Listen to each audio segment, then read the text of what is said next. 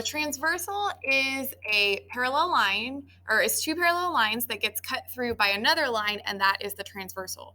Now, transversals create very special angles, and so that we can use those angles to talk about congruency, or if they are supplementary, anything like that.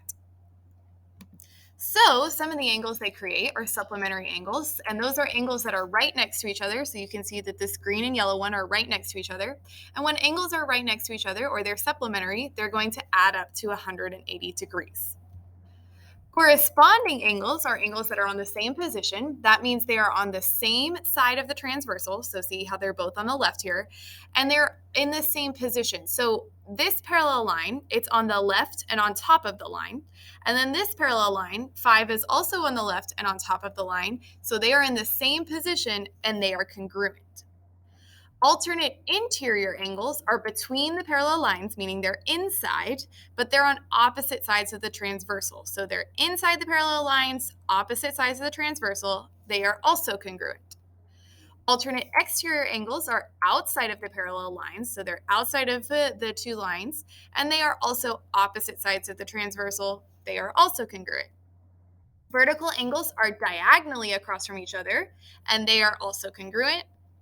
And then the exterior angle theorem, it doesn't really have anything to do with transversals, but I figured I'd include it here. It's talking about triangles, and it says that the angle outside of the triangle is equal to the two diagonally across from it. So x here would be equal to 64 plus 45. That is the exterior angle theorem.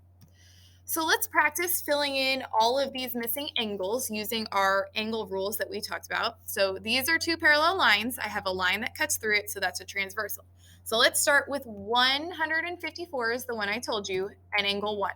Well, they are right next to each other, which means they are supplementary, and supplementary angles add up to 180. So to find out what 1 is, I'm just going to do 180 minus 154 because I don't know what this one is, but I know what this one is, and together they are 180. So angle 1 is 26 degrees. Now let's talk about angle 2. Well, 154 degrees and angle 2 are diagonally across from each other, meaning they're vertical angles. Therefore, 2 is also 154 degrees because vertical angles are congruent. Now let's look at angle 3.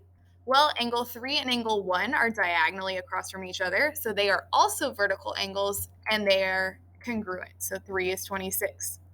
Now let's talk about angle 4. Well, angle 4 and angle 3 are inside the parallel lines, and they are on opposite sides of the transversal. 4 is on the left, 3 is on the right.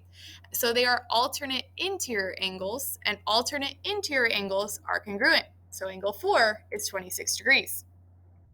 Now let's talk about angle 5. Well, 154 degrees and angle 5, they are on the same side of the transversal. They're both on the right.